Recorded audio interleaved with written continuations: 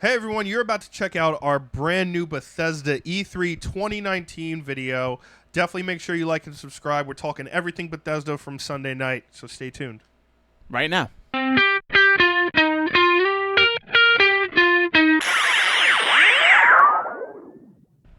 In the world of Bethesda, Chris. Yes. Bethesda, for me, was always strange seeing at E3. Yes. When they first came, I was like, all right, they made Elder Scrolls, and now they get a whole thing, right? Yeah, it was like Elder Scrolls, Fallout, Doom. Bye. That's all. It was like always those three. And this year, it's not really different. Yeah, like Bethesda has, I think they do a conference because they have a massive following. Yeah. Their fans are insane. hardcore fans. Yeah. And that's why that company's been around for over 20 years now.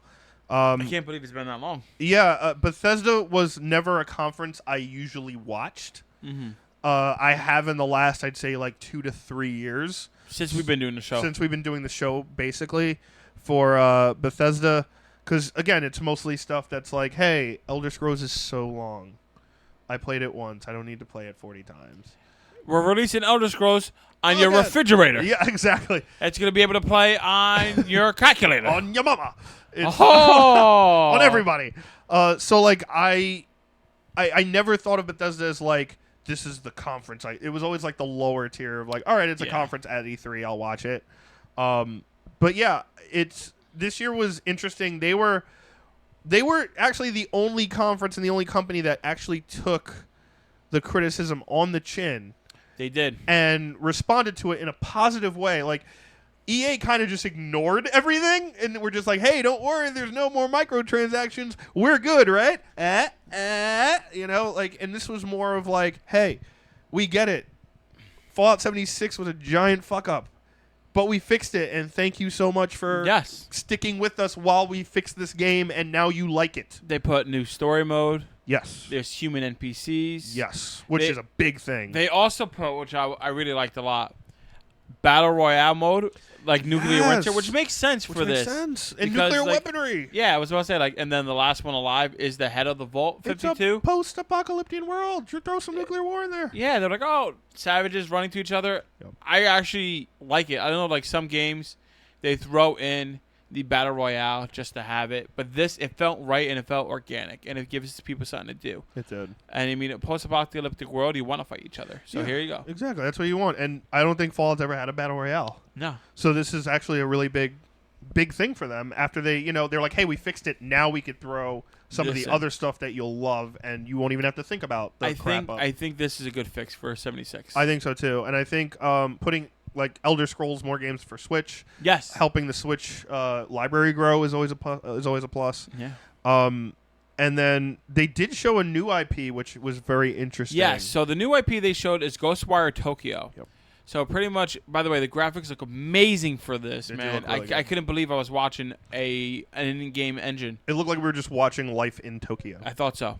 And then all the bodies start disappearing. Obviously, not their clothes. Their clothes stayed on the floor, which makes me believe it's like, all right, it's either magic or it's either spiritual. Like, oh, maybe the rapture happened in Tokyo, and the dog is still there. But then like there's more like mystical elements we see. And we see a guy in a kabuki mask. We see like the traditional like Japanese arches get stretched out. Very like smoky / mystical / some type of magical something. Yeah, that's saw happening. like some spirits. Like this game definitely piqued my interest. I can't comment if I'm gonna get it or not. I don't. Same. I think it's early. We need to know more. I think this is definitely has me like, I'm gonna pay attention more to Bethesda and more to Ghostwire Tokyo to see what you have. This kind of felt like outside the realm of Bethesda, and I was surprised. Yeah. Was Bethesda also the one that has that TV show coming out with the guy from? Yes, they do. I think. Yeah. Did they have the TV show, or was it Ubisoft? No, it's Ubisoft. It's Ubisoft. It's 100% Ubisoft. Yeah. Never mind. Forget that. But like, that's Ubisoft. Yes, it is. Yeah. But yeah, like Bethesda, again, was a very condensed, smaller conference. But what they gave, I thought, was like, hey, more meaty. We're meaty. Yes, exactly. Great term. It's meaty. And we're talking about a lot of games that are already out, but it's a lot of stuff that we're adding on. So it's like, hey, we don't need a sequel to this right now. No. This is what we're adding onto this game so you can continue. Like they added Wolfenstein and Rage, but like the new IP Elder was Scrolls great. Online, stuff like that.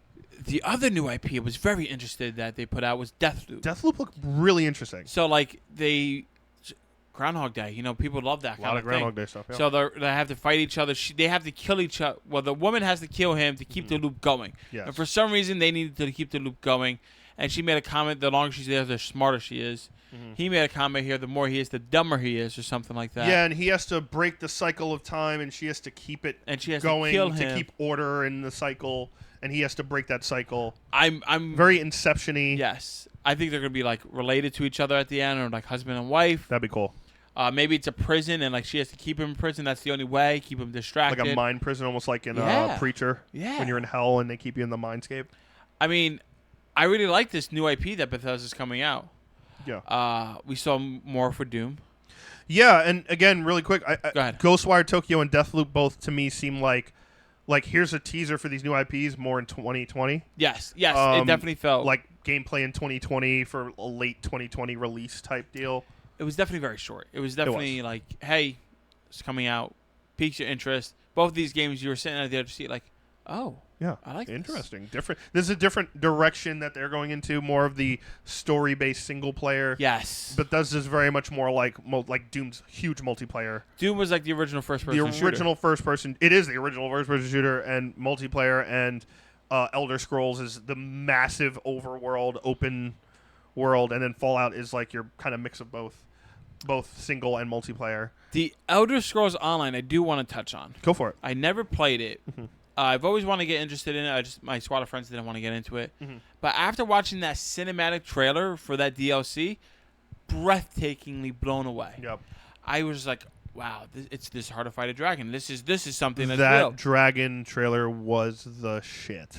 It was beautiful. And the like Panther lady, which I know Elder Scrolls fans are gonna crap on me for not knowing the name. Yeah, I apologize. Which I apologize, I don't. But like again, that was a great trailer. Fighting the dragon. Good. How like it like she jumped over and it like took the horse out. I was like, oh shit. Yeah. Oh, when you were watching it, right? And then the dragon's falling, and then you see the Panther lady's falling. You hear the crowd audibly gasp, like, no! I'm like, oh my, I think she's gonna be all right. Yeah. It was legit. And then she hit down and rolled off, and I was like, oh wow. It was really cool. So yeah, Elder Scrolls Online, and again, that's like PC at its peak performance right there. So that's really cool. They mentioned that they are making another Elder Scrolls game. It's just going to take forever. They announced it last year, Elder Scrolls 6. Yeah, how long have they been working on this game? 12 years? Oh, Forever. years. We probably won't even see any. That's the first of the games that we've seen, but didn't see this year, which is very odd. I don't like when they do that. I would rather you wait and say, all right, maybe they teased it this year. I would have rather that as well. Like, don't skip a year, which we're going to see later on happens again. Well, maybe they did it because they were behind production. Maybe they thought they'd be further ahead. Maybe. But, I mean, they could have shown something. Like, they could have shown something. Like, literally, all they showed was, like, landscape and the title, Elder Scrolls 6. Not even, like, the real title where it's, like, like 5 is Skyrim. They didn't even show that. They could have showed, like, hey, this is one of the main characters or something like that. They could have showed the background again. There you go. We're like, hey, this is still happening. But like, yeah, like they didn't mention anything. A sword. After last year where they're like, hey, this is in production. Like, didn't mention anything, which is very odd to me. I'm not a fan of when companies do this. But again, that's their prerogative. But what they did show is one of their biggest games ever, their biggest franchise in my opinion ever. Doom Eternal will be coming out November 22nd. Yes. It's going to be playable on the Orion handheld device. Yes, the Google one. Yeah. Where it's all streaming. That Google thing is going to keep coming and coming. It is. Google's going to, like, next year, I think Google's going to be at the conference. I think they'll have their own big press conference next year. If all goes well with their launch and the library of games that they're able to use grows and people are like, hey, this is way easier. I don't have to fucking worry about Sony or Microsoft. I could just stream anything I want. Anything on it. Be like the Netflix of games right there. And Bethesda's smart, letting them know, hey, this is here. Doom Eternal will be Doom enabled looks for so it. Good. Doom looks awesome. It looks just like, oh my God. It just looks like a lot of fun. Yes. Which is what you want to see for a Doom game. You want to have fun. There's a lot of people who love Doom have a very big nostalgic factor for it. whether it's like, hey, I took this from like my older brother when he was asleep and played it when I shouldn't have because there was so much blood and gore and I loved it, or like, this is what I connected with my best friend on, or whatever the case may be. Like Doom is one of those games where it's like it's been around for a long time. It's not going anywhere. Everybody loves killing these zombies, these aliens, these monsters. And I'll say this: there will be no like Game of Thrones. There will be no Gears of War without Doom. No, at all. Not be. And big time games like that. I mean, a lot of these first-person shooters probably wouldn't have been here. I mean, they probably will by now, but it's not going to be here by then. Yeah, no. But Doom Eternal looked awesome. That was Bethesda's big swan song of a game. And personally, I thought that was, for Bethesda's conference, that was my favorite game. Doom Eternal was definitely my favorite. The gameplay was awesome too. We saw a good amount of gameplay. We saw a good amount of gameplay where you get landed on this world and immediately you're jumping into the action and you're killing stuff, and it was awesome. What about the demon thing with the stomach eye that you take out and put it down its throat? I was like, oh, this is awesome but gross. It's so graphic. It is. I don't know if I think I'm gonna have to go with Ghostwire Tokyo. Interesting. Just because based on the trailer, how different it was. Yeah, just how based on different it was, and like that mysticism there, and it's pulling me in. We saw that magic. I was just like, that game is one of the games that, like, I need to know more. Like, I think Deathloop is going to be great. It's going to be a great story. Deathloop looks cool. Ghostwire just has that more unknown factor to me. Yeah. So I was like, all right, I got to know more. I know what I'm getting with Doom. I'm getting a nice shooter. I'm going to get some crazy action, killing monsters. Fun. Ghostwire Tokyo is just. It's just so unique. Like, I just don't know what to expect. Like, am I getting a horror game?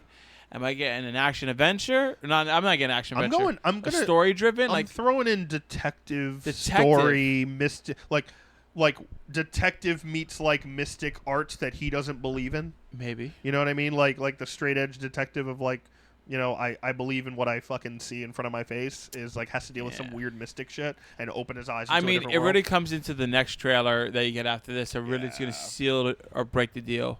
But I think for me, out of Bethesda, I have to go with Ghostwire. I mean, Elder Scrolls Online, that trailer was phenomenal. Probably the best thing I've ever seen. Absolutely phenomenal. I mean, I might have to go with that, even though I don't play the game, because that is my favorite trailer. I would say overall trailer, definitely. Yeah.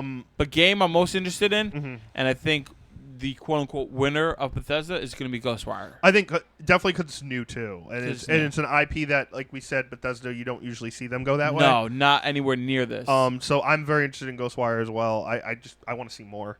All right. And I love the fun of Doom. But, that's Bethesda. Bethesda was short, gentlemen and ladies. And ladies, what did you think overall conference-wise, how Bethesda did this year? I think they did well. I think they did well. Solid. I liked that they apologized for the screw-ups. They met it head-on.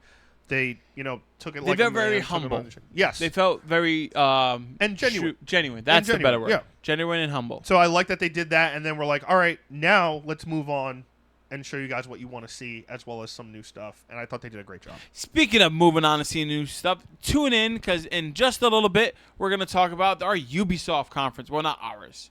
E3's Ubisoft. Ubisoft, coming up next.